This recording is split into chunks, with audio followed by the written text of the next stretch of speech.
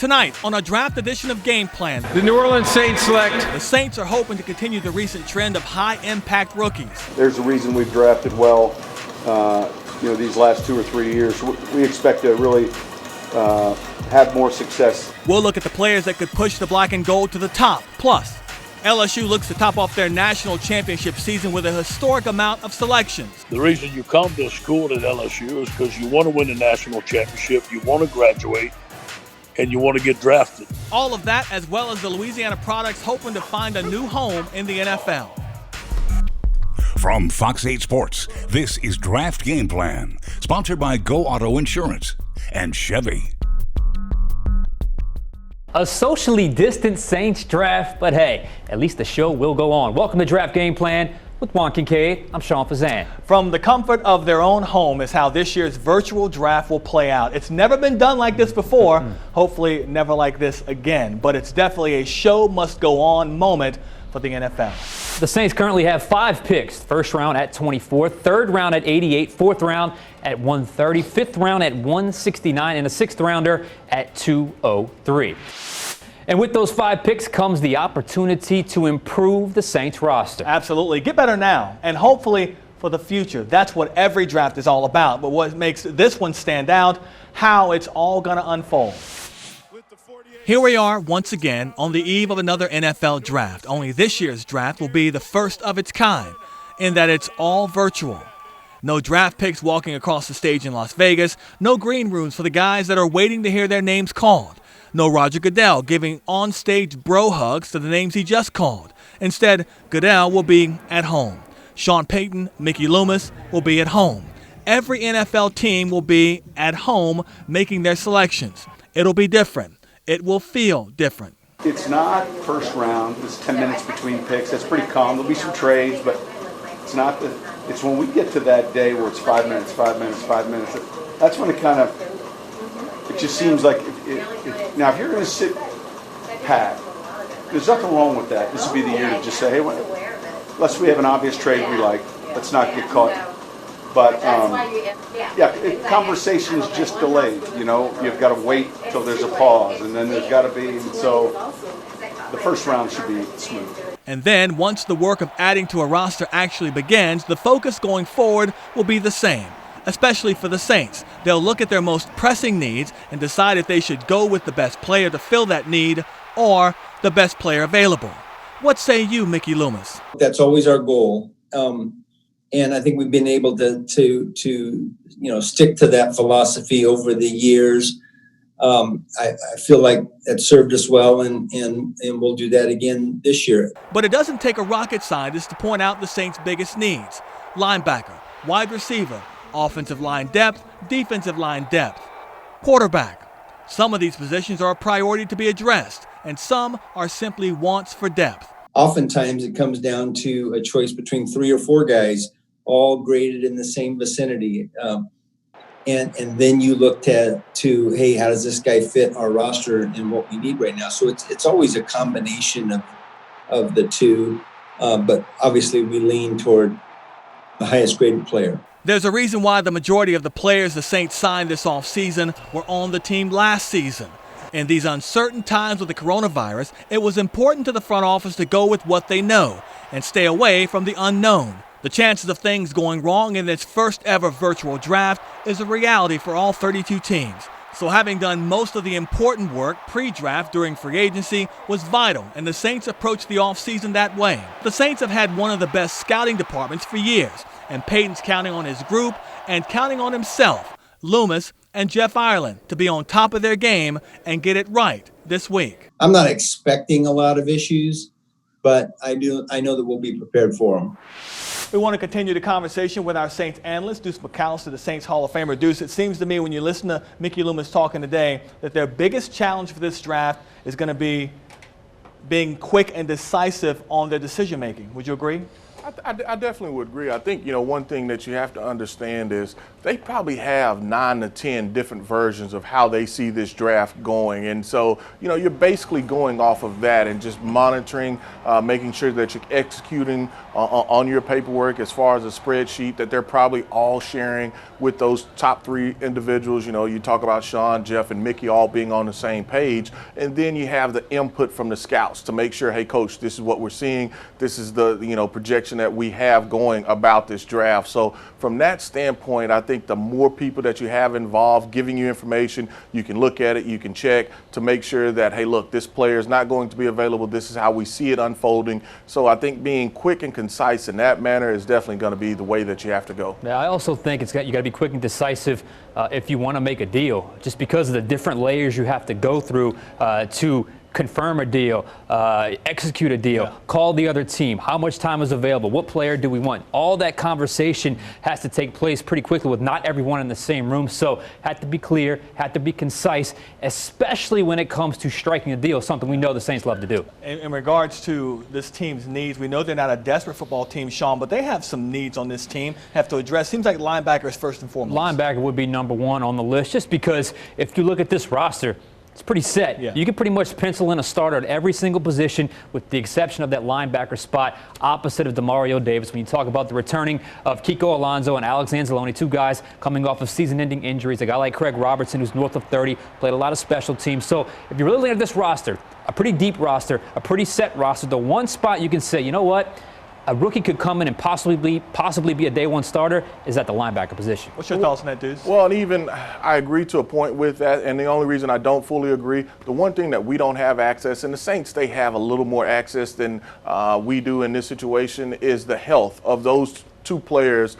Kiko, is he going to be 100% healthy? That's the one thing that you kind of question. If both of those guys are Alex Anzalone is 100% healthy, and Kiko Alonso, if he's 100% healthy, then look, I don't even know if linebacker is a need. I think it's more so because of the injury history of those 2 players, and that may be the direction that they end up going, but it would be something that they definitely look at. You can look at, I know a lot of people have talked about offensive line maybe being in play, the health of Teron, Armstead, obviously Andres Pete, the health of those guys. Can we get another player that can come in and contribute and help in that factor? How high do we want to pick a player at that level? So there's a lot of different ways that they could go, but as a day 1 starter, depending on the health of those other 2 linebackers, then yes, that could be a possibility. One thing, Deuce, that Mickey pointed out today was that he recognizes that this is a hugely deep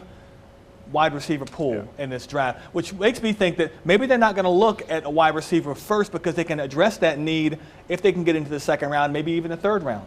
Yeah, and right now they don't have that 2nd round pick. So for them, they have to do some maneuvering to be able to get that 2nd round pick. 3rd round is a place where you do go, but it makes you wonder if they would pull the trigger in the sense of it in the 1st round. It just has to be a guy that they truly, truly love and, have ranked so high that he fell into that situation for them. But I don't think just because the depth, overall depth, that's where they would go if the draft unfolds like we think it will. Sean, let's talk about quarterback for a second, because Mickey talked today and said, look, if the guy that we want at quarterback is there, we're not afraid to move up and get that guy, but we haven't had to in years past because Drew has never been so committed to maybe this is my last year or next year's my last year.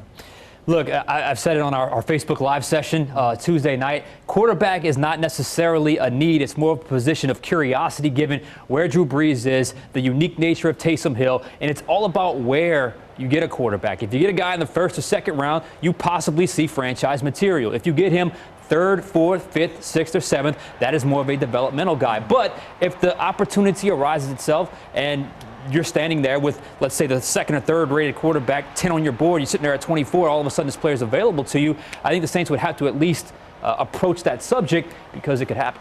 Dudes, if the Saints don't get a quarterback in the first 3 rounds, is it worth them risking another pick on that guy that's probably not going to be here long term? I don't think so. I mean, I don't think if he's first round or even third rounder, I don't think that you throw a draft pick away at a guy that may be developmental in a sense. I mean, I think you just have to really, really like that guy. And then the question becomes, okay, is this guy actually going to be a guy that we carry on our roster just because you know that you can only carry so many players? You know, it's a guy maybe we can have up on game day, but he'd be in a situation where he's on the practice squad throughout the week. So that's something that they're going to have to play with as far as how to see how the draft unfolds and really understand where they have that player ranked as well. Sean, one thing we heard from Mickey today is they're not going to be afraid to move up or move down to get the player they want or maybe grab the extra picks that they need. But this seems like a draft this year where they don't need a lot of extra picks to fill some need because of the work they did in the offseason leading up to the draft. Well, look, who knows what happens when the pick comes up and what kind of deal gets offered. But given recent history, they don't trade back very often. Hadn't happened since 2007. And again, if you're looking at this team right now, accumulating draft picks, is there really a spot for a big rookie class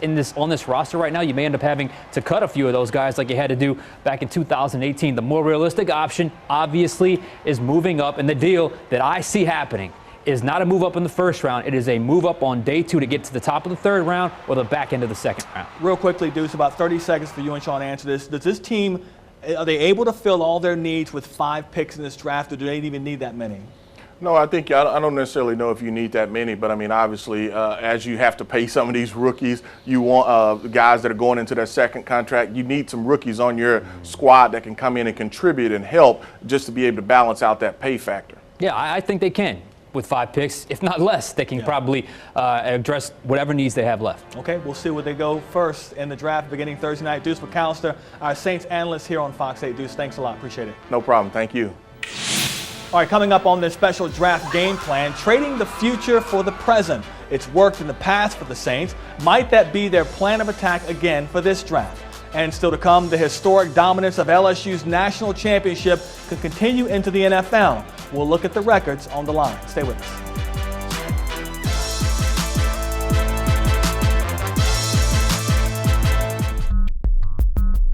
You're watching Draft Game Plan, sponsored by Go Auto Insurance and Chevy. Staying aggressive is in Sean Payton's DNA, and it usually comes out on draft night. Just check his record, Juan. 100% of Payton's drafts have featured a trade, and the overwhelming majority of those have been a move up. But in those last 4 classes, they've used future picks to get there. On the surface, it doesn't appear to be sound business, but it's hard to argue with the results. Wheeling and dealing. The Saints on draft day, it's always something they've been unafraid to do. When it comes to striking a deal, Sean Payton and Mickey Loomis have moved in one direction for the last 7 consecutive drafts, up. And since 2016, not only have they gone up, they've dipped into the following year's draft class to do so. In 2016, in the 4th round, they traded with Washington to go up and get David Onyemata. To do so, they gave up a 5th-round pick and a 5th-round pick the following year. Onyemata has developed into a quality defensive tackle. The Saints rewarded him with a new 3-year contract. In 2017, they did it again, this time in the 3rd round. To get there, they sent a future 2nd-round pick to San Francisco. That pick turned out to be Alvin Kamara, who became an instant star. In 2018, the Saints went even bigger by foregoing a 5th-round pick in that class and their future 1st-round pick with Green Bay to move up and get Marcus Davenport with the 14th overall selection. Of all the selections, Davenport may be the most unproven, but still, his ceiling is high heading into year number 3. Then in 2019, the Saints struck a deal with Miami and sent them their 2020 2nd-round pick to move up and take center Eric McCoy, who became a day 1 starter on the Saints' offensive line. So the moral of the story, it's not the trade or the round, it's the target. Identifying the right type of players is what's most important. That's where Jeff Ireland comes in. There's a clear-cut difference in the quality of draftees since he came aboard. So Ireland, Payton, Loomis, they lead a front office that's had a ton of draft success in recent years. No reason to believe that that will not continue this weekend, Sean. Coming up on Draft Game Plan, Joe Burrow is expected to lead a long list, maybe even a record-setting list of LSU Tigers in the draft. Chris Hagan will run down the Tigers that are waiting to hear their names called beginning Thursday night.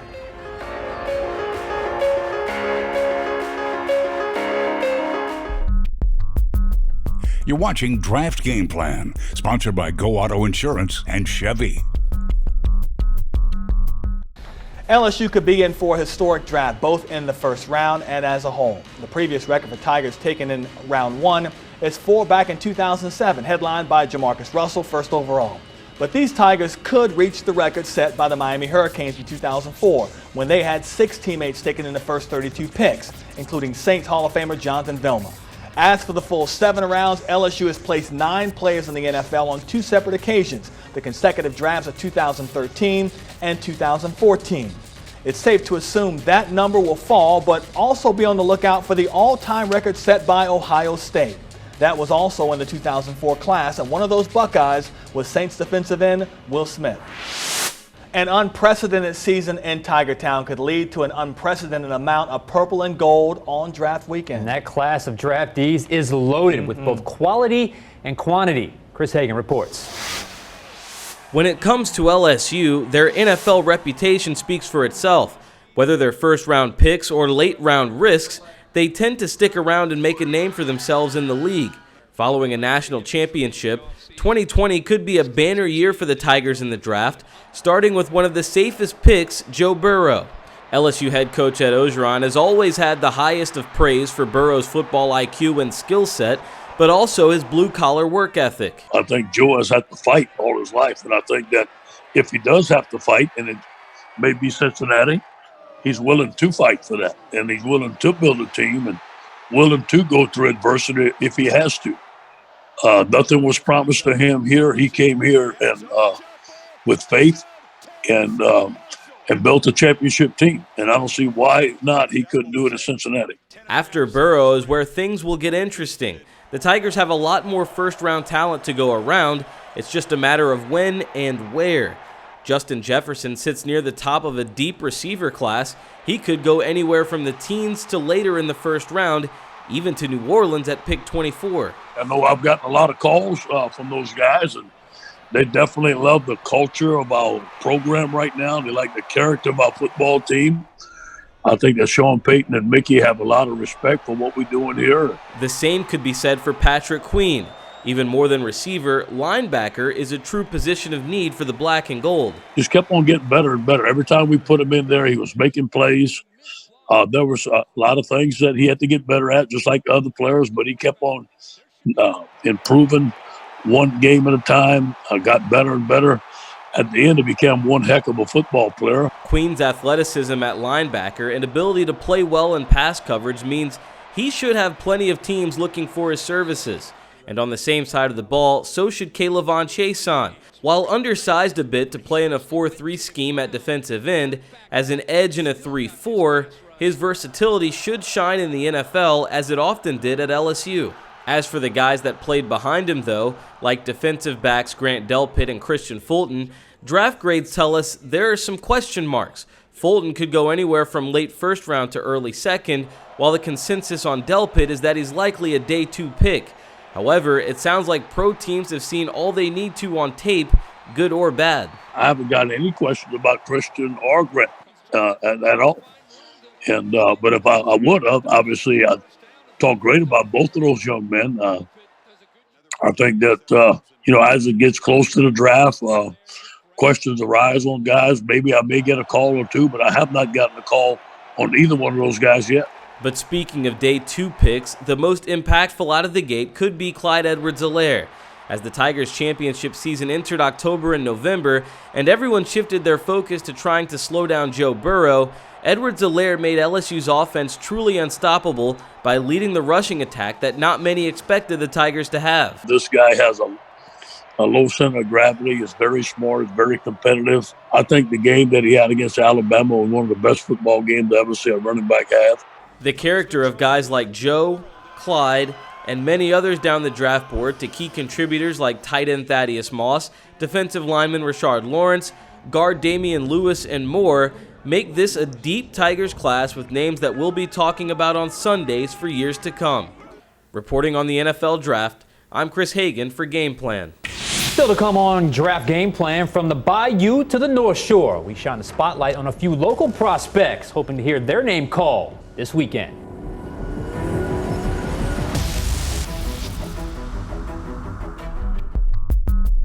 You're watching Draft Game Plan, sponsored by Go Auto Insurance and Chevy. LSU's not the only Louisiana school that'll represent the boot in this year's NFL draft. There is talent everywhere, like Louisiana Tech's cornerback Amik Robertson.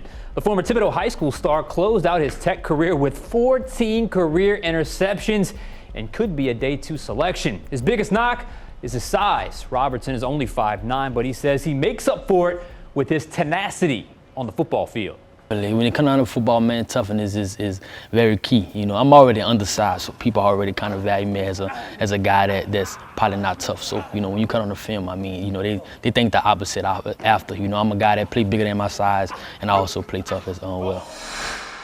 Will a team take a flyer on Chase Forcade? The former Rummel Raider and Nicholls quarterback certainly has the family lineage. His uncle, John Forcade, played for the Saints, and now Chase is hoping to hear his name sometime during the first 7 rounds or even afterwards. As a Colonel, Forcade shined, throwing for nearly 10,000 yards passing, 66 touchdowns in his career, and he turned the Colonels into a winning program, something he hopes NFL teams take notice of. You know, we won 2 back-to-back Southern Championships. That's never happened at Nicholls, and I'm not going to say not only me, but a lot of other guys on my team, you know, deserve that credit that, you know, we really did turn around Nicholls State. And, you know, that's definitely something I could sell to this team. But also I got the film and I got stuff to back it up as well that, you know, I'm a thrower, I'm a runner, and I can do anything possible to make an organization win. Tulane wide receiver Jalen McCleskey spent his final collegiate season playing for the Green Wave after a few seasons at Oklahoma State after prepping at St. Paul's. During his virtual pro day, McCleskey turned heads by running a 4.28 40, and it's that speed he hopes will land him on an NFL roster in 2020. I knew I had some kind of speed in me like that. My dad ran a 4.31 at his pro day, and it was just getting the technique down, you know, working on it after the season. And my goal is to make the team, you know, go there, just keep working, you know, get the playbook down wherever I'm at, show that I could play every position, every receiving position, outside, inside, and just go out there and compete. The first non-LSU local prospect to hear his name called could be cornerback Cam Dantzler, who prepped at St. Thomas Aquinas. Dantzler hauled in 5 interceptions in 3 seasons at Mississippi State. Some guys to look for on day 3, wide receiver Kalijah Lipscomb out of Vanderbilt. He won a state championship with Jesuit back in 2014. Another state champion, Shyheim Carter from Kentwood. He's been in Alabama the last 4 years and hopes to hear his name before the draft ends. And Jalen McCleskey's fellow Tulane receiver Darnell Mooney will be hoping his speedy 40-yard dash at the Combine, 4.38 seconds, can propel him into day 3. And of course, you can always get in touch with us using the Final Word feature on the Final Play app. That'll do it for us tonight. Thank you for watching Draft Game Plan, and thanks to everyone here at Fox 8 for their contributions. Our next newscast is at 4:30 in the morning. Good night, everyone. See you later. From Fox 8 Sports, this has been Draft Game Plan, sponsored by Go Auto Insurance and Chevy.